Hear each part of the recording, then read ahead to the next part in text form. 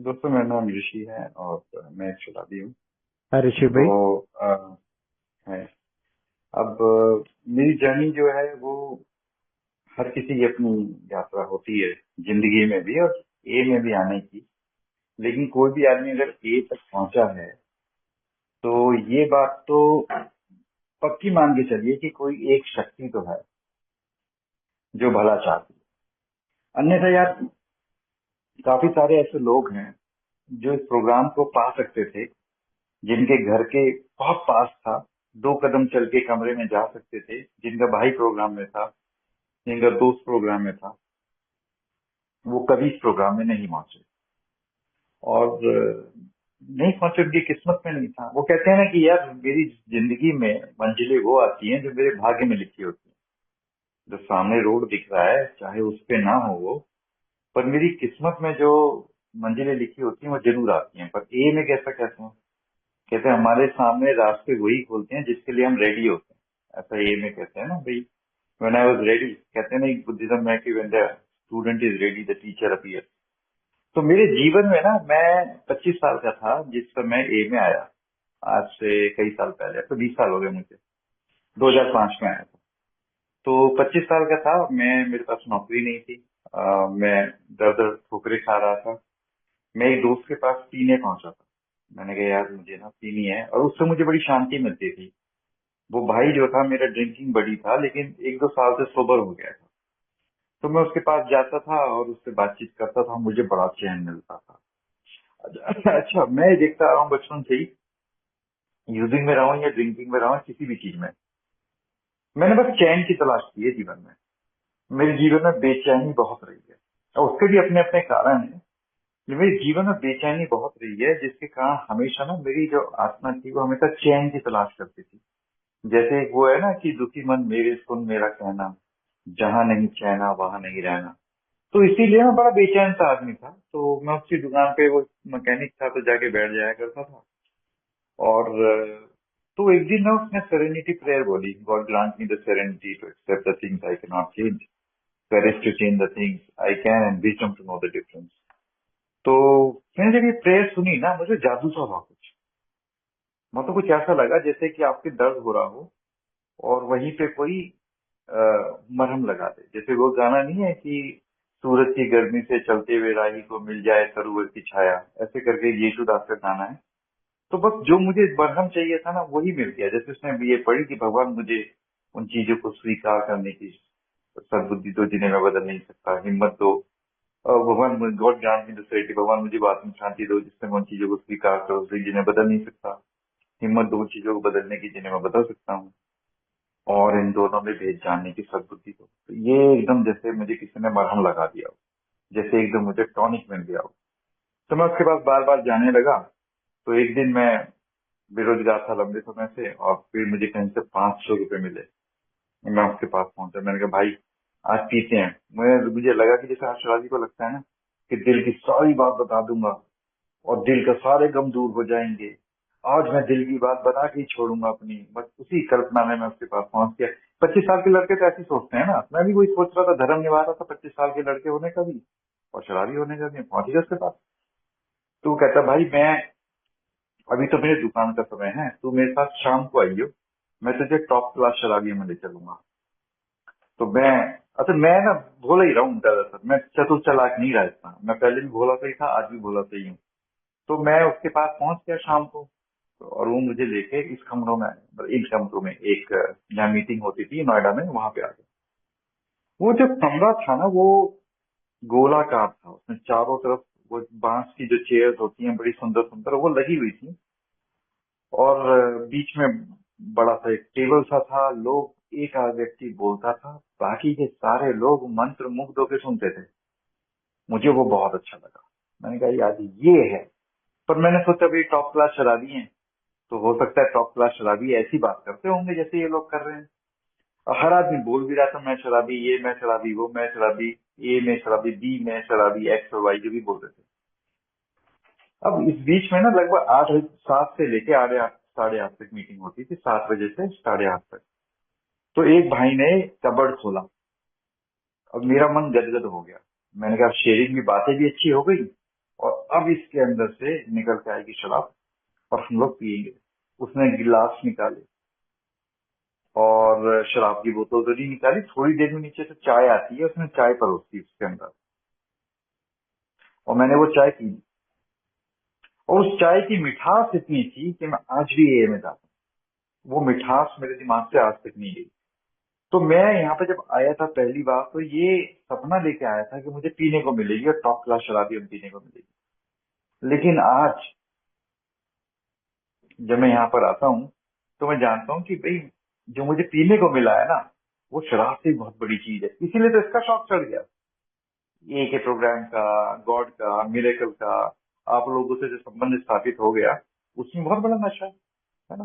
तो एक विनीत, पूरा नाम तो याद नहीं आ रहा, पर विनीत उसका नाम है, दूसरा नाम याद नहीं आ रहा क्या है उनका, कवि हैं। तो वो कहते हैं जो सस्ते नशे हैं उनमें एक याराना भी है, जो सस्ते नशे हैं उनमें एक याराना भी है, इश्क महंगा शौक है उस पे जुर्माना भी है। तो ये जो जैसे शेर में कहते हैं, तो जो मुझे यहाँ पे जो बिलोंगिंगनेस, जो यार मिले ना, जो दोस्त मिले, ऐसे लोग मिले जिनको मैं बता। तो एक बार क्या हुआ कि मैं बैठा हुआ था और एक भाई, वो रसगुल्ले बहुत खाया करते थे हम लोग।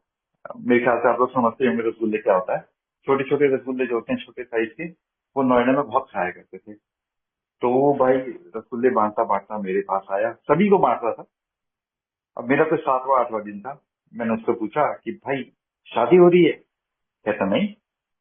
मैंने कहा तूने नई नौकरी मिल गई? तो कहता नहीं। मैंने कहा रसगुल्ले क्यों बांट रहा है? तो कहता बताता हूँ। तो उसने रसगुल्ले बांटता बांटता गया और बाद में अपनी शेयरिंग करके बताता है वो। कहता उसके पास एक पुरानी बाइक थी, कोई पुरानी मोटरसाइकिल थी।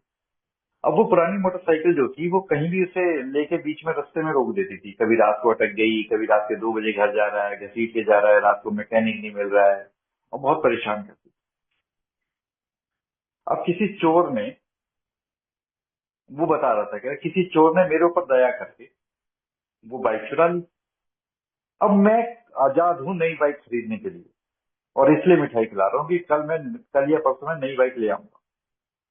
मैं बहुत खुश हूँ कि इसने चुरा ली। जब तक वो थी तब तक मैं नई भी नहीं खरीद पा रहा था, क्योंकि जगह नहीं थी उसकी। और अब वो चली गई है तो अब मेरे पास कोई चारा नहीं है, अब तो नई बाइक मुझे खरीदनी पड़ेगी। मार्केटिंग का काम करता हूँ तो मेरे को तो बाइक चाहिए ही चाहिए। मुझे ना पहली बार जिंदगी में ना, मेरा जो, मैंने इस तरह की फिलोसफी कभी सुनी नहीं थी। मैं तो जब लिमिटेड दिमाग से सोचता था ना, कोई चीज हट गई तो बुरी हुआ, मैं जाता हो गया, मेरे से चली गई, है ना। पर कोई चीज हट गई, उसके कारण कौन सी चीज आने का प्रोग्राम बन गया जिंदगी में, ये मुझे नहीं पता, कभी नहीं पता। तो ये जो कौन था ना सोचने का कि कोई चीज हटी है, शत्रुघ्न सिन्हा हटा है, अमिताभ बच्चन को रोल मिला है तो मूवी और अच्छी बन जाएगी, ये चीज मैं कभी सोच ही नहीं सकता। तो मुझे लगता था यार ये चीज चली गई तो मेरा नुकसान हो गया, वही ईगो के हिसाब से जीता था। और आगे क्या क्या बन गया ये मैंने कभी सोचा ही नहीं था। तो जब मैं यहाँ पर आया ना, जब मैंने इस तरह की चीजें सुनना चालू करी, तो मेरे दिमाग ने ना खुलना चालू करा। और एक मेरा दोस्त इसमें था प्रोग्राम के अंदर ही, तो उसी के साथ मैं आता था, उसी के साथ जाता था। तो वो अक्सर एक कहावत कहा करता था, खाओ पियो मारो दंड। दंड मतलब जैसे आप पुशअप वो करी सिटअप करते हो ना, तो दंड बोलते हैं यहाँ पे। क्या नाम है हमारे यहाँ की लैंग्वेज में, उत्तर प्रदेश, पश्चिम उत्तर प्रदेश में। तो खाओ पियो मारो दंड, हिसाब करेगा परमानंद। परमानंद है भगवान, और बाकी सब भगवान देखेगा। तो वो इस तरह की बात को ना ऐसे ही बोलते बोलते बोल देता था, भाई हमारा हिसाब तो वो है कि खाओ पियो मारो दंड, हिसाब करेगा परमानंद। इस तरह से वो ऐसे ही बोल देता था। लेकिन जब बातों को बोलने लगती है तो वो आत्मसात भी होने लगती है। तो धीरे धीरे मैं इस प्रकार से इस प्रोग्राम में आया था। तो मुझे तो उम्मीद भी नहीं थी कि सोसाइटी में मुझे ये मिल जाएगा, है ना। बहुत कुछ मिल गया। मुझे आज भी याद है कि एक बार क्या हुआ कि मेरा कोई, मैं बेरोजगार तो था और ईश्वर में विश्वास नहीं करता था, उसके भी अपने कारण थे जैसे भाई बता रहे थे। मेरे साथ तो ये हुआ था, जब मैं 4 साल का था ना, मेरे पिताजी मर गए। उसके बाद मैं कभी अपने घर में नहीं रहा। मेरी मदर थी, मेरी बहनें थी, मेरे भाई था, मतलब कभी फिर मेरे घर में शांति नहीं रही। उसके बाद मेरे जितने रिश्ते रहे सारे खट्टे रहे। मैं जहाँ पढ़ाई करना चाहता था पढ़ाई नहीं कर पाया, जितनी करना चाहता था उतनी नहीं कर पाया, जहाँ जाना चाहता मतलब कुछ नहीं हुआ ऐसा जिससे कि मैं खुश होता था। मैं भगवान को नहीं मानता था। और कब तक नहीं मानता था, जब तक इस कमरे भी नहीं आया। तो एक दिन मुझे शेयरिंग करने का मौका मिला। और मैंने अपने जो मेरे मेरे मन में जो भगवान के प्रति जो भी मेरी आस्थाएं थी, जो भी मानता था ईश्वर के बारे में, ईश्वर है नहीं, या फिर मेरी मदद नहीं करता, मैंने सब कुछ निकाल दिया अपने दिल का कचरा। और ये में जो लोग बैठे हुए थे, बड़े बड़े ज्ञानी लोग बैठे हुए थे, उन्होंने तालियां बजाना चालू कर दिया। और मुझे लगा कि शायद मैंने कोई बहुत बड़े सत्य का उद्घोष कर दिया है कि ईश्वर होता नहीं है या मेरी मदद नहीं करता, है ना। लेकिन मुझे उसके अगले दिन एक डॉक्टर साहब से उनका फोन आया, एक मतलब एक मेंबर थे, ओल्ड टाइमर थे, तो मिलिट्री में थे वो, मतलब एक्चुअली एयरफोर्स में थे, एयरफोर्स के भी अपने डॉक्टर्स होते हैं ना, वो थे। उनका कॉल आया, और बहुत उन्होंने नोएडा का ये स्थापित किया था, बहुत सीनियर मेंबर थे, बहुत पढ़े लिखे, बहुत सुलझे हुए, बहुत अच्छे, बहुत मददगार इंसान थे। और उनका कॉल आया, और उन्होंने मुझसे पूछा, Rishi who brought you to this room, ऐसे करके मिलिट्री अंदाज में। मैंने कहा, उस भाई का नाम ले दिया जिसने मुझे मैसेज दिया था। कहते नहीं नहीं नहीं, वो तो केवल एक जरिया था, दरअसल तुम्हें ईश्वर ने बुलाया, और ईश्वर के सिवा तुम्हें कोई इस प्रोग्राम में बुला नहीं सकता, क्योंकि ईश्वर के सिवा तुम्हें कोई और चाहता नहीं है यार। बाकी तो सारे सांसारिक रिश्ते हैं, ऐसा नहीं है कि बाकी के सारे रिश्ते मतलब ही है, पर मैं ये कह रहा हूँ कि अनकंडीशनली ईश्वर के सिवा मुझे कोई चाहता ही नहीं। माँ को अच्छा बेटा बन के दिखाओ तो माँ को स्नेह होगा, कुछ गलती करो तो माँ गुस्सा करेगी, और मतलब कोई भी बाकी का जो भी संबंध है, कुछ ना कुछ ध्येय है। बस ईश्वर ही ऐसा है जो अनकंडीशनली चाहता हो। मैंने जीवन भर, मैं इसलिए बता रहा हूँ ऐसा, कि मैंने 25 साल की उम्र तक लगातार ईश्वर को गालियां दी हैं। मैं मंदिर के बाहर बैठा रहता था, है ना, लेकिन उसको फिर भी मुझसे इतना स्नेह था कि उसने जैसी मौका मिला मुझे यहाँ बुला लिया इस प्रोग्राम के अंदर। तो उस जो ओल्ड टाइमर थे, उन्होंने मुझसे कहा कि तुम इससे यहाँ कौन लेके आया। मैं छोटी सी एकदम स्टोरी को छोटा सा बता रहा हूँ। मैंने कहा जी फलाना आदमी लेके आया। उन्होंने कहा वो नहीं लेके आया, वो तो एक डाकिया था। जो मैसेज तेरे पास पहुंचा है ना, वो तो ईश्वर का पहुंचा है ना। तो फिर उन्होंने एक उदाहरण यूज करा, कहता है मनी ऑर्डर जो होता है ना, डाकिया लेके आता है, पर पैसा तो बाप भेजता है। भाई पैसा तो बाप का होता है ना, मनी ऑर्डर लेके कोई भी आता है डाकिया, तो उससे क्या फर्क पड़ता है, मैसेज लेके कौन आ गया, अच्छी बात है कोई लेके आया, शुभचिंतक ही होगा। लेकिन मैसेज जो है ना, वो तो उस ईश्वर का है जो इतना प्रेम करता है, और इतनी सारी चीजों के बाद वरना प्रेम मुझसे कौन करेगा। तो मैं इस बात को माना नहीं, क्योंकि भाई मैं भी तो उस तरह का आदमी हूं नहीं कि तुमने कहा और मैंने मान लिया। तो मैं तो उस तरह का आदमी हूँ, पहले इस्तेमाल करो फिर विश्वास करो वाला टाइप का। तो मेलोडी खाओ खुद जान जाओ, जैसा अपना प्रोग्राम है। सच्चा आदमी था, झूठ मुझसे बोला नहीं जाता था। मैंने कहा जी ठीक है। तो वो ब्रदर थे, सीनियर थे, और काफी अच्छा आदमी थे, तो मैं उनके सामने तो विरोध नहीं कर पाया। पर मैंने मन में ठान लिया, मैं कहा यार इनको बताना पड़ेगा, कभी ना कभी इनको भी एहसास होगा सच्चाई क्या है। तो फिर वो आगे बोलते हैं, कहते हैं कि तुझे इंटरव्यू ढूंढ रहा है ना, तो इंटरव्यू देने जा रहा है ना। मैंने कहा हाँ। कह रहे इस बार ना तू सेरेनिटी प्रेयर का प्रयोग करता हुआ इंटरव्यू देने जाइए, और फिर देखिए क्या क्या उसका हल निकल के आता है। मैं सर की बात मान गया, है ना। तो जब मैं सर की बात मान गया कि मैंने चलो इंटरव्यू दे के आते हैं, देखते हैं क्या होता है, तो अगले दिन मैं किसी कंपनी में पहुंच गया जहां पे मेरा कभी सिलेक्शन हुआ नहीं था। कंपनी बहुत बड़ी थी, मतलब बड़ी कंपनी है। एचसीएल में 30-40 हजार लोग उस समय काम करते थे। तो उस समय एचसीएल टेक्नोलॉजी पहुंच गया मैं। और सारा दिन एक जगह पे इंटरव्यू हो रहे थे कंसल्टेंट के यहाँ किसी। सारा दिन इंटरव्यू चला, सुबह 9:30-10 बजे से लेके शाम के 6:30 बजे तक। 6:30 बजे केवल एक ही आदमी को ऑफर लेटर मिला, वो मैं था। अब ऑफर लेटर मिला, ये इतनी बड़ी बात नहीं थी। उससे बड़ी बात ये थी कि मैं प्रेयर पढ़ रहा था, मन नहीं पढ़ रहा था, और जो चीजें हो रही थी वो सारी ये प्रूव कर रही थी कि कुछ शक्ति है, वो हमारे लिए वो सब कर रही है जो हम खुद के लिए नहीं कर पा रहे। जैसे लास्ट में पढ़ते हैं ना, प्रॉमिस में God is doing for us what we could not do for ourself. तो एक कुछ शक्ति है जो हमारे लिए वो सब कर रही है जो हम नहीं कर पा रहे करने के लिए। तो वहां पे जो इंटरव्यू थी ना, उसने मेरा पेपर लिया हाथ में और पेपर कर दिया। मतलब जो मेरे रिटन टेस्ट होता है ना, उसने हाथ में लिया, उसने कहा इसका आंसर तो ये होता है, इसका आंसर तो ये होता है ना, ये ऐसे करते करते पूरा टेस्ट पेपर कर दिया उसने आ जाएगा। फिर उसके बाद मैंने उससे कुछ सैलरी मांगी एक्स, और उसने दी मुझे डबल एक्स। उसने मुझे जितनी मांगी थी, मैंने 10 रुपए सैलरी मांगी, उसने मुझे 20 रुपए दी। तो ये जब चीजें मेरे साथ हुई ना, तो मुझे पहली बार विश्वास हो गया कि ऋषि भाई एक कुछ शक्ति है। और ये जो लोग ए वाले कह रहे हैं ना, वो जो सीनियर मेंबर है ना, उनको गलत फहमी नहीं, गलत फहमी तुझे है भाई। और तू धक्के खा रहा है ना जिंदगी में, जो आए दिन धक्के, जिंदगी की लातें यही होती है। नौकरी देने जाओ तो नौकरी नहीं है, जेब खाली पड़ी हुई है, घर पे चैन नहीं है, बाहर चैन नहीं है, खुद को शक्ल देखते मन नहीं करता। देखना, ये सब चीजें ही है ईगो की, है ना। तो ये सब जब चीजें हो रही थी मेरे साथ, इस बीच में जब मुझे ये मैसेज मिला और जब इस तरह का चमत्कार चमत्कार होता क्या है, जब भगवान बच्चों से कम्युनिकेट करता है तो बच्चे को कोई और भाषा समझ में नहीं आती, तो वो चमत्कार कर देता है। और जब भी जीवन में छोटा भी चमत्कार हो ना, तो ये समझ जाना चाहिए कि ऊपर वाला अब बात करने की कोशिश कर रहा है, अब कान खोल लेने चाहिए, है ना। तो जब मेरे साथ ये चमत्कार हुआ तो भाई मेरा जो ईगो था ना वहीं गिर गया। अच्छा, ईगो ये सब नहीं होता, आप कहें कि मैं सुंदर हूँ, मैं अमीर हूँ, मैं काबिल हूँ, ये तो विनम्रता है। ये सोच लेना कि मैं काबिल हूँ, मैं सुंदर हूँ, अच्छी जिंदगी मेरी होनी चाहिए, मैं, ये तो बड़ी विनम्रता है।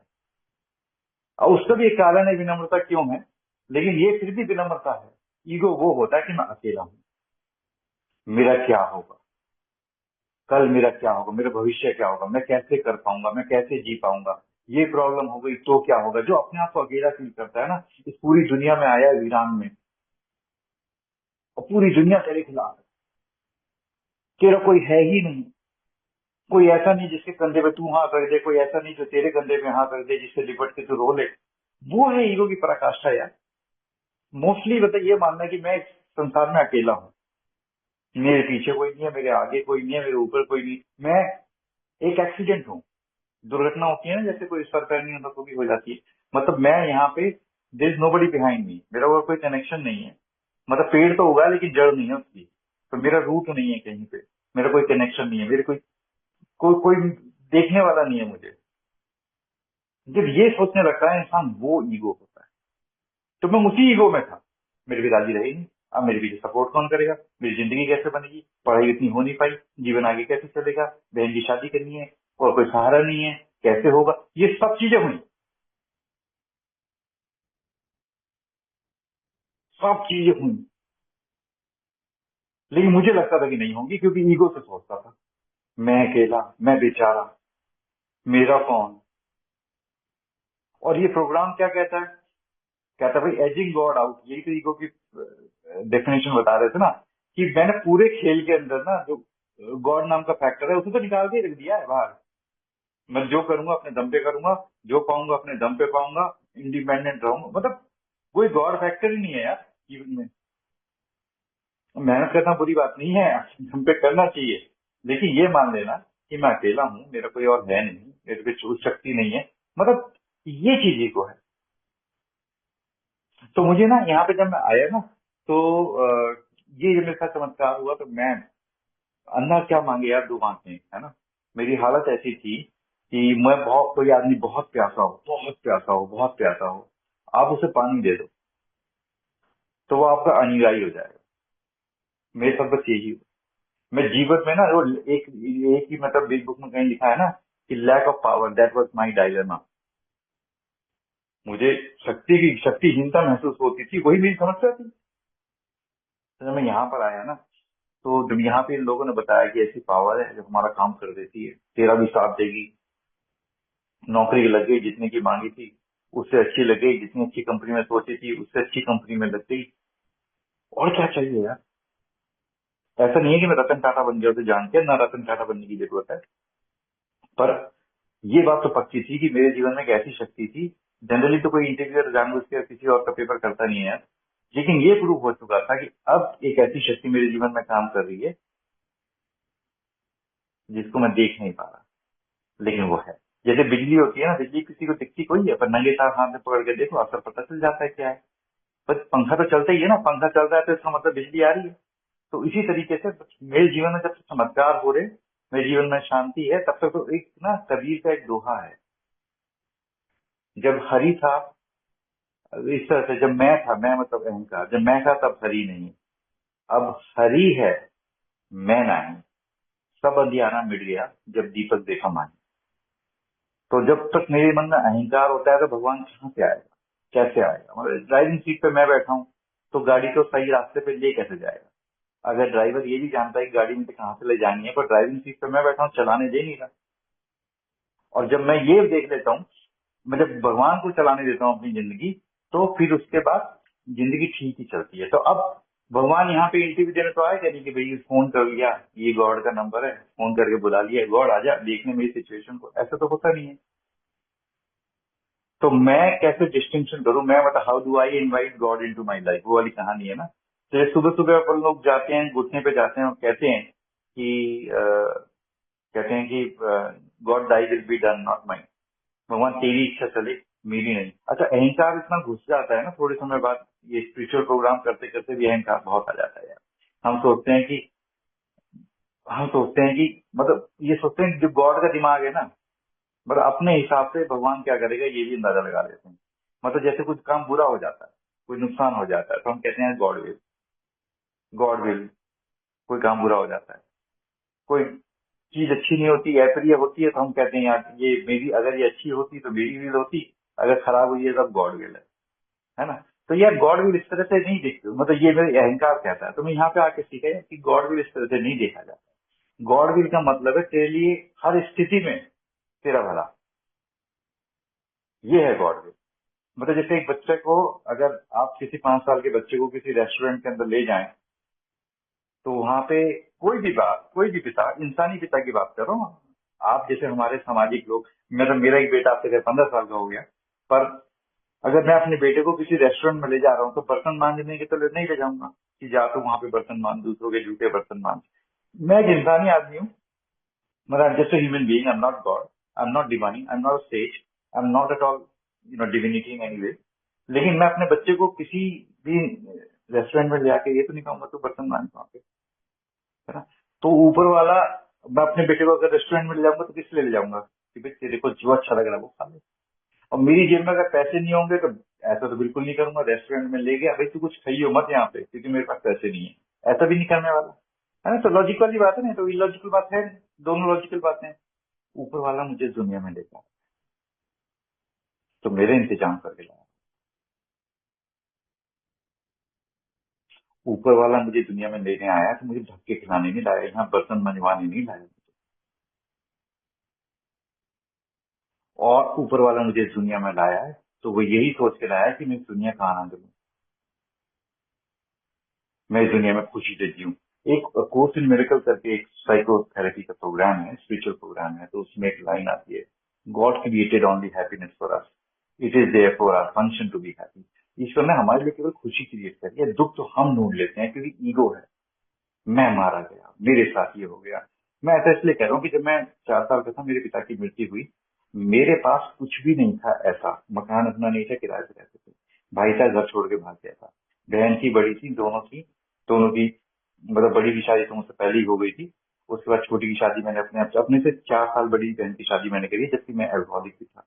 मैं वहां से कॉलेज वॉलेज नहीं कर पाया जहाँ से मुझे करना चाहिए था, बस कुछ भी मेरे साथ ऐसा नहीं था जो आप ये कह दो कि ये सपोर्ट में खड़ा है। कोई भी सपोर्ट में नहीं खड़ा था, मेरे को केवल क्रिटिक मिले जिंदगी में, मुझे केवल आलोचक मिले जिंदगी में। उसके बावजूद मेरे जीवन में सारी चीजें हुई हैं, मैं जो जो मुझे जीवन में चाहिए और सब कुछ है मेरे पास। और जब सब कुछ मेरे पास है ना, तो मैं अब ये सोचता हूँ कि यार इसके पीछे केवल ईश्वर का ही हाथ होगा, मेरे मेरे अपने बस की बात नहीं थी ये सब कुछ करना। मेरे पास सब कुछ हुआ, मैं इसलिए नहीं बोल रहा कि मेरे पास क्या क्या है, क्योंकि उसका कोई औचित्य नहीं है। क्योंकि मेरे पास क्या है ये इतनी बड़ी बात नहीं है, मेरे पास जो है वो किसके कारण से है, ईश्वर के कारण से, वो लविंग गॉड जिसके कारण से मेरे पास जीवन में इतनी अच्छी अच्छी चीजें हैं, वो मेन बात है। कहते हैं ना मिरेकल बड़ी बात नहीं होती, मिरेकल कौन कर रहा है और क्यों हो रहा है जीवन में, ये बड़ी बात होती है। तो मेरे जीवन में 50 आप लोगों के जीवन में होती है मिरेकल, कौन नहीं होती, हर किसी के जीवन में होते हैं, है ना। हम ए वालों के बच्चे एक्सट्रीमली सक्सेसफुल होते हैं, ये मिरेकल नहीं है, मिरेकल है। तो लेकिन मेन बात यह है कि एक कुछ शक्ति है जो हमारे जीवन में ये मिरेकल करता है। तो मेरे साथ आज मैं पीछे मुड़ के देखता हूँ, मुझे लगता था कुछ नहीं होगा, मेरे पास क्या हो सकता है, मेरे पास कालम थे हजारों कुछ ना होने के, मेरी परिस्थितियां भी वैसी थी यार। लेकिन मैं आज देख रहा हूँ कि मेरे जीवन में सब कुछ हुआ, क्योंकि ऊपर वाला जो है ना मुझसे वो गणित के आधार पे डील नहीं करता है, वो स्नेह के आधार पे डील करता है। ऊपर वाले का एक एक अनकंडीशनल लव है यार। वो इस कंडीशन नहीं है ऋषि तूने इतना कुछ ऐसे ऐसे कर दिया तो अब मैं तेरे को तेरे साथ कुछ अच्छा नहीं करने वाला। ये सब जो गणित होते हैं ना, इंसानी गणित होते हैं, ऊपर वाले को इसमें नहीं है यार। मेरा ईगो कहता है कि मैंने अब इतनी गलतियां कर दी हैं, अब ऊपर वाले का, अब तो ऊपर वाला मुझे जरूर पनिश करेगा। मैंने अब इतना इतना इतना ऐसा कर दिया है कि मेरे को ये चीज नहीं मिलनी चाहिए। ये जो सब चीजें हैं ना वो मेरे छोटे दिमाग के ऊपर है, ऊपर वाले के लिए मैं एक नजर, मैं टॉपिक जैसा अपना ईगो है ना, मेरा ईगो मुझे देखने नहीं देता है। तो मेरे साथ जब मैं ये प्रोग्राम में आया, जीवन में चमत्कार होने लगे। एक समय ऐसा आता है कि जैसे सभी के जीवन में आता है कि मन करता है चलो भाई स्टेप कर लेते हैं, थोड़ा प्रेशर बनता है, पीयर प्रेशर। ये फलाना भी स्टेप कर रहा है, वो भी स्टेप कर रहा है, मैं भी स्टेप करता हूँ। मैं भी स्टेप करने के लिए पहुंच गया अपने स्पॉन्सर के पास। अब मेरे स्पॉन्सर ने मुझसे कहा कि देख भाई, तेरी अभी जमीन तैयार नहीं, तू ना पहले ही इतने आलोचकों के बीच में रहा है कि तू अपने आप को ना विलीफाई करने लगेगा। तेरी ना, तू बहुत ज्यादा एक्यूज करने लगेगा, तू मोरल इन्वेंट्री की जगह एक्यूजिंग इन्वेंट्री बना लेगा अपनी, मतलब आरोप पत्र बना लेगा अपने खिलाफ। तो मैंने कहा नहीं, मुझे तो बस सारे के सारे स्टेप्स करने हैं और बाहर निकल के जाना है। तो 1 2 3 जो थोड़े वैसे ही हैं, मान लिया वाले टाइप के है ना। 4 जो था वो एक प्रैक्टिकल था, जिसमें कुछ लिखना था, किसी चीज के ऊपर प्रैक्टिकली कुछ करना था, एक टेंजिबल अकाउंट तैयार करना था अपना। मैंने कहा जी ऐसा मुझे तो करने ही करने हैं। तो उन्होंने कहा देख ले भाई, ऐसा भी है कि कुछ लोग जो हैं, जब तक जमीन तैयार नहीं होती स्टेप 4 कर लेते हैं तो वो निकल नहीं पाते। अच्छा, मेरा एक भाई था, मैं अब तो नहीं रहा, उसका देहांत हो गया। तो वो क्या था कि इलेक्ट्रिशियन था, इलेक्ट्रिशियन और इलेक्ट्रिकल वगैरह का काम करता था। तो घर में हमारे जितने भी सॉकेट थे ना, जहां भी हम रहते थे, जितने भी सॉकेट थे, जैसे रेडियो, ट्रांजिस्टर और दीवार में वॉल सॉकेट जो होते हैं बिजली के, सब उखड़े हुए मिलते थे। रेडियो हमेशा खुले हुए रहते थे, है ना। घर में कोई भी इलेक्ट्रॉनिक सामान आए, 5 7 दिन बाद पेचकस लेकर लगता था, और खुलता था सामान, कभी बंद ही नहीं होता था, क्योंकि तो खोलना तो आता था, तो बंद करना नहीं आता था, और लगता था देखने। तो उसके एक्सपेरिमेंटेशन के कारण घर में कभी कोई इलेक्ट्रॉनिक की चीज ठीक नहीं रहती थी। हम जो वो वॉल सॉकेट उखड़े रहते थे, उसमें नंगे नंगे तार लगाते थे, वही कहीं प्लग नहीं लगते थे हमारे घर में। तो इस तरह के तो हालात मतलब थे। तो मैं उसको एक्यूज नहीं करता, मेरे कहने का अर्थ ये है, बस ऐसी जबरदस्ती करके मैंने भी अपने आप को हर चीज में अपनी कमी देखना, हर चीज में अपने आप को विलीफाई करना। और मैं ये सोचता कि मैं जितना अपने आप को विलीफाई करूंगा, जितना मैं अपने अंदर दोषारोपण करूंगा, मैं उतना ही सच्चा हो रहा हूँ, है ना, इस तरह की सोचता था।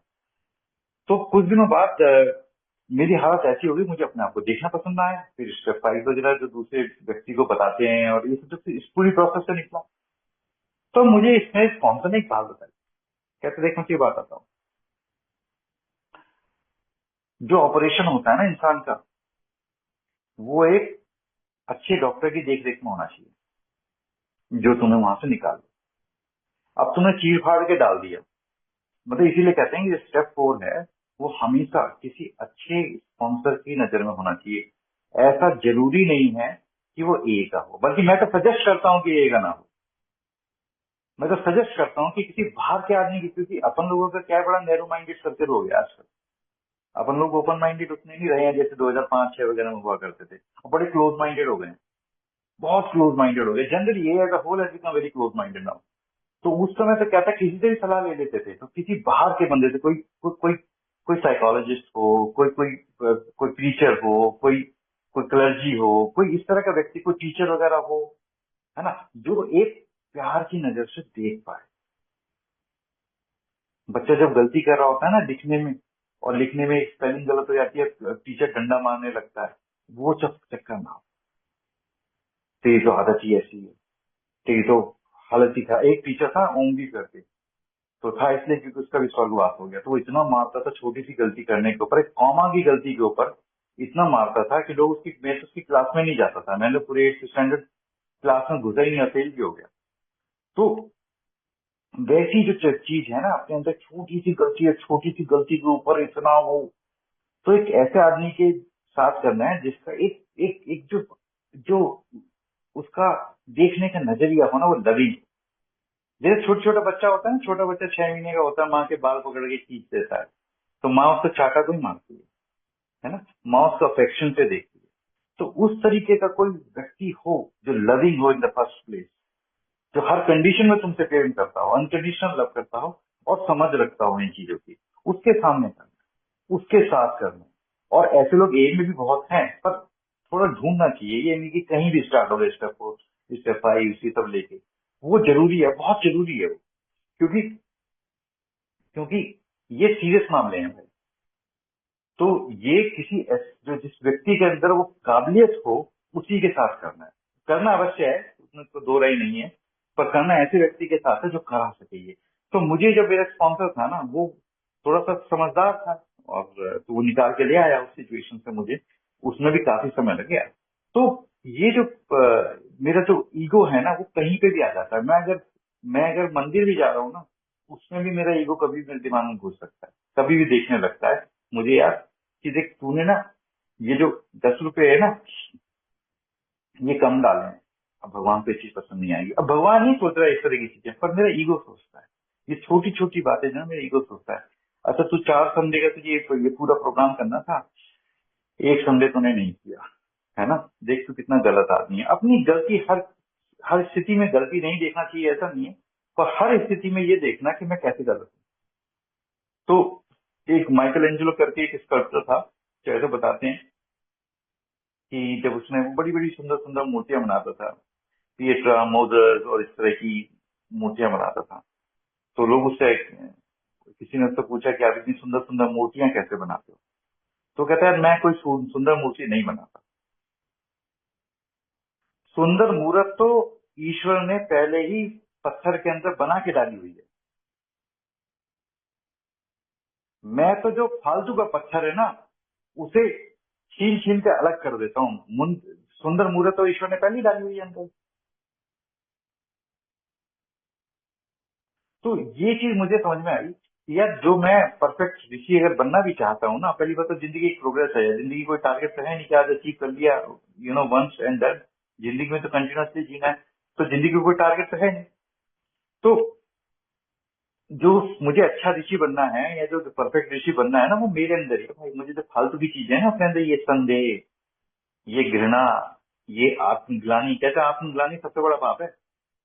ये आत्मग्लानी, ये ईर्ष्या, ये छोटी मोटी चीज जो है, ये सारी की सारी चीजें ना, मैं इन्हें हटा हटा के डाल दूं। सुंदर तो मैं ऑलरेडी हूँ, मुझे कुछ और बनने की जरूरत नहीं है। ईश्वर ने मुझे जैसा बनाया वैसे ही मैं सुंदर हूँ। ईश्वर की कारीगरी में कोई कमी नहीं है। मुझे ऐसा लगता है कि जो ईश्वर की कारीगरी है उसमें कोई कमी आ गई है। अब जैसे ये भी कहते हैं ना स्पिरिचुअल में, अगर आप शीशे में जिसको देख रहे हो और वो आदमी पसंद नहीं आ रहा, तो आपके ईगो चल रहा है। और जिसको अगर आप शीशे में देख रहे हो और वो आप लगता है उसको गले लगा लो, तब आपकी गॉड वाली सोच है। उसका भी एक कारण है, क्योंकि बाप को ही अपने बच्चे पसंद होते हैं। तो अगर आपको जो आदमी शीशे में आप देख रहे हो उसमें गलतियां नजर आ रही है ना, तो भाई अहंकार है। जो ईश्वर की बनाई कृति में कमियां देख रहा है कि ये लविंग नहीं है, ये बंदा लवेबल नहीं है, ये प्रेम करने लायक नहीं है, ये सम्मान करने लायक नहीं है, ये गले लगाने लायक नहीं है, ये अच्छी जिंदगी जीने लायक नहीं है, फिर ईगो चल रहा है। और यदि आप जिसको शीशे में सुबह सुबह उठ कर देखते हो और मन करता है क्या बंदा है यार, भगवान की क्या कारीगरी है। अगर इस तरह के विचार आते हैं ऊपर वाले ने क्या बना दिया यार, तो भाई ये गॉड विल है, ये गॉड की सोच है। क्योंकि ईश्वर ने, अगर हर आदमी को अपनी कृति प्यारी होती है, तो ईश्वर को भी अपनी कृति प्यारी है यार। हम लोग ईश्वर को प्यारे हैं। और जो गॉड विल वाली बात है, अगर अपने से प्रेम उत्पन्न हो रहा है तो इसका मतलब फिर तो उस दिन तो कम से कम गॉड गॉड विल दिमाग में चल रही है। और गॉड विल सेल्फ विल भी परमानेंट नहीं होती है। कभी कभी मूवमेंट्स आते हैं कि लगता है यार कि ये गुड मैन है, ऐसा लगता है तो अच्छा आदमी। कुछ ऐसा काम करके लगता है कि तूने अच्छा किया यार, कुछ काम करके अच्छा लगता है यार तू अच्छा है इस मामले में। तो जब वो लविंग मूवमेंट आते हैं ना अपने लिए, वो गॉड विल होती है। और जब भी मुझे अपने आप को देख के ग्लानि हो रही है, घृणा आ रही है, कितना घटिया आदमी हूं मैं, कितना गिरा हुआ आदमी था मैं, अगर ये चीज मुझे देखने को मिल रही है ना अपने अंदर, तो अहंकार से। और मैं स्टेप 4 के संदर्भ में क्यों कह रहा था, क्योंकि स्टेप 4 करते हुए जो नजरिया है ना, वो लविंग वाला ही रखना है, वो गॉड वाली नजरिया रखना है। शीशा अपना नहीं चढ़ाना। टूटे हुए शीशे से ना दुनिया भी टूटी हुई दिखती है। मैं जो स्टेप लोग कर रहे हैं या कराते हैं उनके उनके उनके विरुद्ध कुछ नहीं कह रहा, मतलब मैं कह रहा हूँ नजरिया जो रखना है ना, वो भाई लविंग एम्ब्रेस वाला रखना है। कि कृति जो है ना, तू तू वो ऊपर वाले की बनाई हुई कृति है, तो फंडामेंटली तो अच्छा ही है तो तू सोने गई, तेरे पे जंग लगा हुआ है। तो जंग को जंग की औकात में देखना है। जंग लगने से सोना सोना जो है पीतल के भाव तो बिकेगा नहीं। पर एक्चुअली आजकल तो वैसे ही इतना महंगा है यार। लेकिन फिर भी अगर सोने पे थोड़ा बहुत जंग लग भी जाए, धूल लग भी जाए, मिट्टी लग भी जाए, तो वो मिट्टी कोई बन गया है, उस पर जंग ही तो मिट्टी लगी है यार। तो बनाया तो ऊपर वाले ने जैसा था मुझे परफेक्ट बनाया, लवेबल बनाया, कैरिस्मेटिक बनाया, सुंदर बनाया, यूजफुल बनाया, कुछ प्लान के साथ बनाया। अब देखना मुझ पे एक्स्ट्रा क्या क्या लग गया है, फालतू का मुझ पे क्या क्या लगा हुआ है। यहाँ पे एक बहुत बड़ी प्रॉब्लम हो जाती है ना, हर चीज के साथ मेरा। जो चीज मेरी होती है उसे कौन जाने देता है। मैं अपने बेटे को लेके ना एक बार किसी दुकान में गया था, छोटा था जब, तो यार 1.5 साल का था। उसने कोई कलर का पैकेट उठा लिया। अब उसको लगा, बच्चे होते हैं, ये तो मेरा है। तो कहता चलो पापा। मैंने बेटा पेज। तो वो दुकान वाला से मजाक करने लगा मेरे बेटे से, छोटा था 1.5 साल का। कहता ये मुझे दे दो। कहता नहीं नया है। और उसने अपनी चेस्ट से लगा दिया वो कलर का पैकेट जो था, कलर बॉक्स जो था। तब मैं उसमें एक चीज को रियलाइज कर रहा था कि जिस भी चीज को आप अपना मानने लगो ना, फिर छोड़ी नहीं जाती। एंगर मेरा है, लस्ट मेरी है, ग्लानी मेरी है, ग्रैंडियोसिटी। 4 बंदों को चाय पिला दी, ग्रैंडियोसिटी हो गई। ग्रैंडियोसिटी मेरी है। तो जो चीज मेरी लगती है ना मुझे, वो मैं छोड़ नहीं सकता, आसानी से नहीं छोड़ सकता। तो समस्या आती है कि उनको छोड़ने में। तो इसलिए एक लविंग लुक की, एक लविंग एम्ब्रेस की, एक उस नजर की जरूरत है जिसमें मैं ये देख पाऊं कि बनाया तो सोना ही था, सोने के ऊपर ये लग क्या क्या गया है। ये धूल कहाँ कहाँ से लग गई है, ये मट्टी कहाँ कहाँ से लग गई है, ये गंदगी कहाँ कहाँ लग गई है। वो गंदगी को साफ करना है भाई, है सोना। ये नहीं मानना कि मैं एंग्री हुआ, ये बात सही है, मुझे एंगर आया ये भी सही है, मुझे एंगर आता है ये भी सही है, ये मैं आदमी ऐसा हूं, ये लेबल लगाना हो गया। अब आप ऊपर वाले को डायरेक्टली गाली तो नहीं दे रहे हो, लेकिन उसकी कृति में गलती बता रहे हो कि किसी चाय वाले के पास जाओ, तेरी चाय बड़ी घटिया है यार, हम तेरा बहुत सम्मान करते हैं पर तेरी चाय बड़ी घटिया है, तेरे पास तो जब भी चाय बनाता है एकदम घटिया बनाता है, तो उसमें तो घटिया कोई चाय नहीं बनाता। तो आप चाय वाले की बड़ाई कर रहे हो या चाय वाले की बुराई कर रहे हो, समझ में नहीं आ रहा। तो इस तरह से अपने आप को देखे, मैं घटिया हूँ, मैं गिरा हुआ हूँ, मुझ जैसे कोई गिरा हुआ आदमी नहीं है, ऊपर वाले की बड़ाई कर रहे हो या इबादत कर रहे हो। तो आदमी तो बढ़िया ही है। तो वो जो ईगो जो है ना, मुझे दिखाता है मैं किस तरह से कमजोर हूँ, मैं किस तरह से मेरा केस नहीं बनेगा, किस मतलब मुझे कुछ दिखाते ही नहीं यार, कि मुझे देखने ही नहीं। जब भी मैं अपने आप को देखता हूँ और मुझे ऐसा लग रहा है यार कि you are not a fit person, you are not the most fit जिंदगी में यार।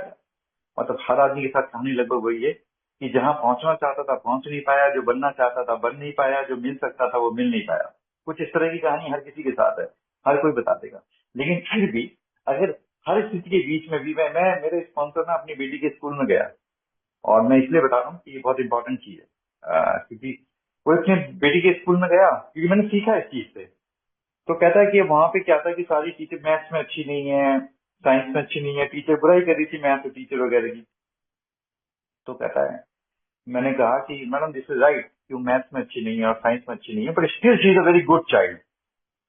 वो मैथ्स में अच्छी नहीं है और साइंस में अच्छी नहीं है, लेकिन उसके बावजूद भी वो बहुत अच्छी बेटी है। कहता जैसे ही मैंने कहा ना, प्रिंसिपल का मूड बदल गया। प्रिंसिपल कह रही हाँ ये बहुत अच्छी लड़की है, डांस बहुत अच्छा करती है, पेंटिंग बहुत अच्छी बनाती है, इसका लिटरेचर पे बहुत अच्छा कमांड है। कहते फिर पूरा माहौल बदल गया। तो वो नजर चाहिए होती है जिसे प्रेम से देख पाए। एक ना, एक बलविंदर सिंह संधू पास करके एक कवि थे, और 70s की बात है, तो उनकी एक कविता है सबसे खतरनाक, ऐसी करके कविता है। उसकी एक लाइन बता रहा हूँ, पूरी कविता नहीं पढ़ने लगा। कि पुलिस की मार सबसे खतरनाक नहीं होती, लोग की मिट्टी सबसे खतरनाक नहीं होती, बिना कुछ करे पकड़े जाना बुरा तो है पर सबसे खतरनाक नहीं होता, सबसे खतरनाक होता है मुर्दा शांति से भर जाना, सबसे खतरनाक होता है। उसमें एक लाइन आती है इस तरह से, सबसे खतरनाक होती है वो नजर जो प्यार से दुनिया को चूमना भूल गई है। मतलब सबसे खतरनाक होता है वो नजरिया जो प्यार से देखने भूल गया है। जब छोटे छोटे हम बच्चे थे ना, तो भगवान का गॉड बिल्ड करती थी नेचुरली दिमाग में ना, तो दुनिया का कुछ सीखा नहीं था ज्यादा, है ना। वो तो दुनिया में आए तो दुनिया ने कहा ना अच्छा बनना है तुम्हें, जैसे हम पहले से अच्छे नहीं थे। दुनिया में आए जब भी तो बताया ना कि तुम्हें सुंदर बनना है, जैसे पहले सुंदर नहीं थे। दुनिया में आए मतलब दुनिया में आते तभी तो बताते हैं तुम्हें एक दिन कामयाब होना है, जैसे बहुत बड़े फेलियर थे हम, है ना। तो उससे पहले तो सब कुछ ठीक ही लगता है, मतलब छोटे छोटे थे बिल्कुल अपने आप को फुल इम्ब्रेस। किसी बच्चे से ना, बच्चा जो पेशाब कर रहा होता है ना, उसमें हाथ मार मार के खेलता है, क्योंकि उसे अपने प्रति घृणा नहीं है। छोटा बच्चा जो होता है ना, वो अपने पेशाब से भी खेलने लगता है कि हाँ, छोटा बच्चा 6 महीने का होता है, क्योंकि उसे अपने प्रति घृणा नहीं है। और ये मत सोचिएगा कि वो कुछ जानता नहीं है, बहुत कुछ जानता है, बोलता नहीं है, उसकी भाषा हम समझ नहीं पाते, जानता सब कुछ है वो। तो उसे अपने पे कितना स्नेह होता है यार। ये तो बाद में हम सिखाते हैं कि तुझे एक अच्छा आदमी बनना है, तू जैसा है काफी नहीं है, तुझे एक दिन कामयाब बनना है, तू जैसा है कामयाब नहीं है। मतलब फिर तो उनसे इतनी बातें सिखा देते हैं बेचारे को कि बेचारा कभी उठ ही नहीं पाता, कभी कभी कभी कभी अपने आप को भूल ही जाता है कि ईश्वर ने क्या बना के भेजा था। तो दुनिया के चक्कर में लग जाता है। लेकिन कभी तो ऐसा समय रहा है ना यार, जब अपने आप को इम्प्रेस करते थे, अपनी छोटी छोटी चीजों को पसंद करते थे। हमें ये ऐसे ही पसंद है, ये वैसे ही पसंद है ना। तो कभी तो वो होना चाहिए ना, अपने प्रति थोड़ा इम्प्रेस होना चाहिए। कभी तो अपने खुद के कंधे पे हाथ रख के कहें you you done quite well यार, तो बहुत अच्छा आदमी है। तो ये कभी कभी तो ईगो से हट के थोड़ी बातें हो जानी चाहिए ना थोड़ा। कभी तो मैं ऊपर वाले की नजर से देखूं कि ऊपर वाला मुझे कैसे देखता है। तो ये बहुत जरूरी है, स्पेशली जो लोग स्टेप 4 5 इनके थ्रू निकल रहे हैं ना। एक्चुअली 3 बहुत अच्छा स्टेप है ना। Made a decision to turn our will and our life over to the care of God, बहुत अच्छा स्टेप है। और फिर 6 बहुत अच्छा है, जहाँ पे कहते हैं humbly ask him to remove our shortcomings. मतलब विनम्रता के साथ घुटने पे जाके ऊपर वाले से प्रार्थना करें कि भाई अब तू हमारी शॉर्टकमिंग्स को हटा दे, है ना। अब किसी डॉक्टर के पास जाओ, और डॉक्टर के पास जाओ, डॉक्टर से कहो भाई, डॉक्टर कहे भाई मुझे चेक करने को क्या बीमारी है। भाई तू चेक मत कर, चेक तो मैं ही करूंगा बीमारी क्या है, पर तो बीमारी हटा दियो बस। ये तो ऐसी बात हो गई। मतलब डॉक्टर के पास जाते हैं तो डॉक्टर को चेक करने देते हैं ना। डॉक्टर अपनी विवेक से बॉडी के सारे सिम्टम विम्टम चेक करके, कुछ क्वेश्चन पूछ के, कुछ ये करके, कुछ वो करके खुद डिसाइड करता है ये बीमारी है और इसका इलाज ये होना है। तो उतना भरोसा रखना है स्टेप की प्रोसेस में कि humbly ask him to remove our shortcoming. कि वो जैसे है ना, कुछ लोग अनुष्ठान करते हैं। कोई पहले के लोग जैसे वर्षा के लिए यज्ञ वगैरह करते थे, तो भरोसा रखते थे कि यज्ञ अब बारिश होगी। तो वो भरोसा भी रखना है, वो भरोसा रखना है। लेकिन ये सारी सारी चीजें जीवन में जब ही घटित होती हैं जब हमें लगता है कि we are worthy of good life. और ईगो कभी ये सोचने नहीं देना चाहता। ईगो चाहता है कि लगातार पेन में रहे। मतलब आज सोबर हो चुके हैं, परिवार में बच्चा भी आराम से सो रहा है, परिवार में शांति है, लेकिन फिर भी वो ईगो अपने आप को दिखाता है बार बार कि देख तू कितना घटिया आदमी है, देख तू कितना घटिया आदमी है, देख तू कितना घटिया आदमी है ना। और बच्चे को तुम्हारे चेहरे को देख के लग जाता है कि यार ये तो इसके पेट में तो कुछ परेशानी है ही। छोटे छोटे बच्चों को देख के लग जाता है। तो मेरे जीवन में जिस चीज की वाकई जरूरत है वो है स्नेह। लिटरली मतलब मैं सही बता रहा हूँ, आप मुझे स्नेह से दाल रोटी दो ना, मैं आपके घर पहले आऊंगा। और कोई मुझे घृणा के साथ अगर शाही पनीर भी खिलाएगा ना, मैं उसको अवॉइड कर दूंगा यार, मेरा नेचर ही ऐसा है। और क्योंकि मेरा नेचर ऐसा है कि मैं जहां अगर आप मेरे से स्नेह से बोल जाओगे, मेरे से कुत्ता पूछ खिलाता है ना, वैसे ही वैसा हो जाता हूँ, है ना। तो स्नेह की मेरे जीवन में इतनी जरूरत है, इतनी। अब मैं ईश्वर को देख नहीं सकता, बिजली को देख नहीं सकता, चलता हुआ पंखा देख सकता हूँ, तो ईश्वर को तो अपने जीवन में देख नहीं सकता।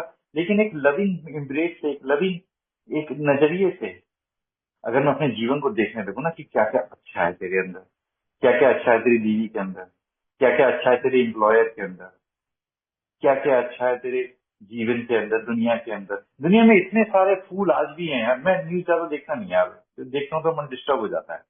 दुनिया में इतने सुंदर सुंदर फूल है ना। दुनिया, मैं बर्ड वॉचर भी यहाँ बर्ड की फोटोग्राफी करता हूँ। मैं कहता हूँ दुनिया इतनी सुंदर है, इतने सुंदर सुंदर फूल, इतनी सुंदर सुंदर बर्ड, इतनी सुंदर सुंदर किताबें, इतनी सुंदर सुंदर कविताएं, इतने सुंदर सुंदर लोग, इतना सुंदर सुंदर मौसम, इतनी सुंदर सुंदर पेड़ यार। मतलब दुनिया में इतना कुछ है यार। और मैं कहता हूँ मेरी जिंदगी बुरी है। बस मैं एक 2 मिनट और ले रहा हूँ, फिर आई कम टू अ स्टॉप। एक बार मैं बहुत परेशान था, मैं नाइट शिफ्ट करके आया, बहुत परेशान था, थका वका भी था, और जीवन में बहन की शादी करनी थी, जीवन में कुछ हो नहीं पाया था, जीवन में पैसे भी नहीं थे, माँ ऐसी थी, ये दुनिया भर की मेरे पास 13,000 12,000 समस्याएं थी। और मैंने अपने स्पॉन्सर को कॉल किया, दोपहर के 2 बजे हुए थे। मेरे स्पॉन्सर ने मेरी राम कहानी सुनी और कहता है देख तू एक काम कर, तेरे घर में कोई बालकनी वालकनी है? मैंने कहा हाँ जी है। कहता बालकनी पे आ। मैं बालकनी पे आ गया। कहता ऊपर देख आसमान है? मैंने कहा हाँ। नीचे देख जमीन है? मैंने कहा हाँ। गली में बच्चे बच्चे खेल रहे हैं, कूद रहे हैं?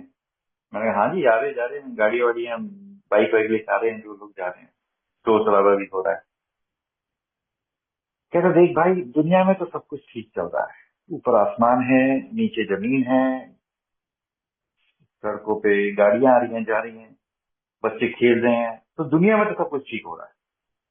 अब जो बवाल है वो तेरे तेरे दो कानों के बीच में हो रहा है, तेरे दिमाग में चल रहा है जो बवाल चल रहा है। तो दुनिया में ना, मेरी दुनिया में भी सब कुछ ठीक हो रहा है यार। सूरज आज भी हुआ था टाइम पे, अब रात का टाइम था, अब रात हो रही है, कल सुबह फिर भी उगेगा। सब कुछ ठीक हो रहा है ना। बस मुझे लगता है कि कोई समस्या है। तो मैं अपने जीवन में देख रहा हूँ, क्योंकि मेरे पे I did not have a background as such, मेरे को टीचर हो वो तो सपोर्ट करे, तो मेरे पास इस तरह का।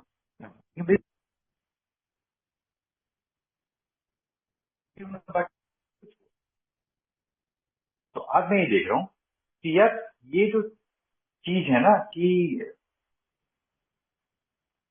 मतलब जो मैं इस बारे में बता रहा था कि ये जो मेरे जीवन में कुछ होगा नहीं, मेरे साथ क्या, मेरा जो गणित है ना, एक अपने जो प्रोमिसेस में एक लाइन पढ़ते हैं, भगवान मुझे मेरे स्वयं से मुक्ति दिला दे, जिससे तेरी इच्छा अनुसार कार्य कर सकूं, है ना। तो आज मैं कोई छोटा शॉर्ट वॉट आते रहते हैं फोन पे ना, तो वो देख रहा था कि एक बंदा था, कोई उससे कोई इंटरव्यू ले रहा था, वो ऐसी मेट्रो वेट्रो में जा रहा था। तो उससे पूछा कि भाई तुम्हारा नुकसान हो गया? कहता हाँ। कहते कितने का? कहता 2 करोड़ का।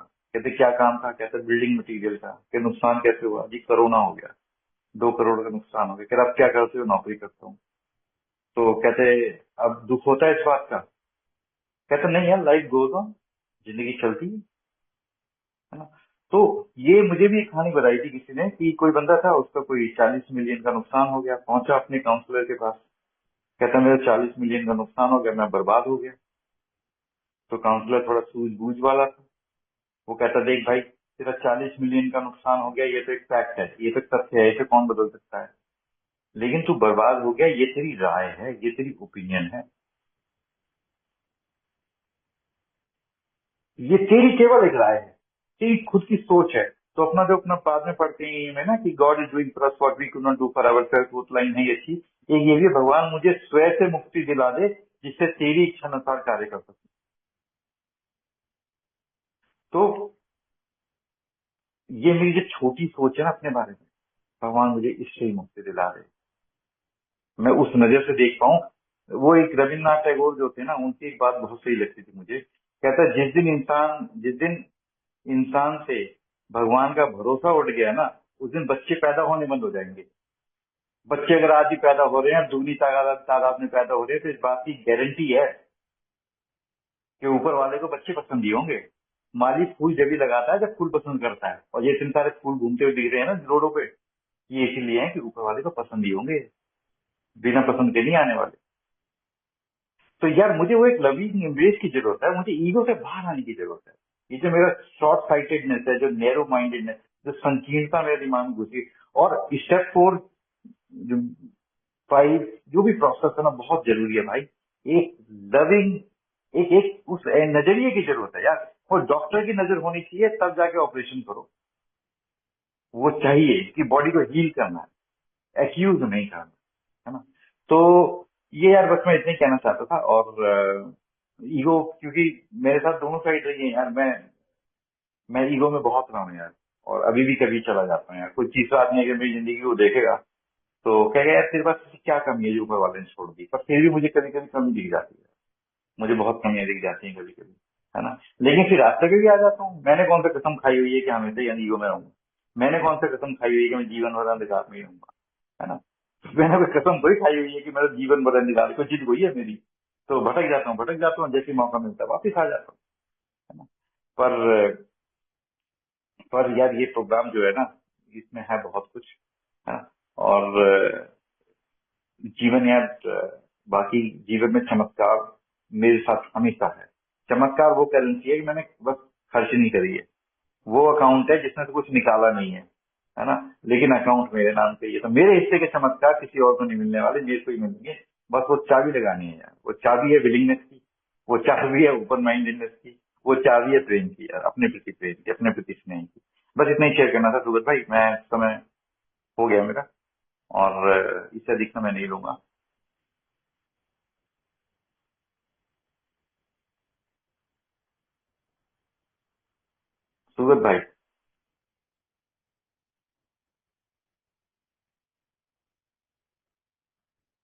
हेलो।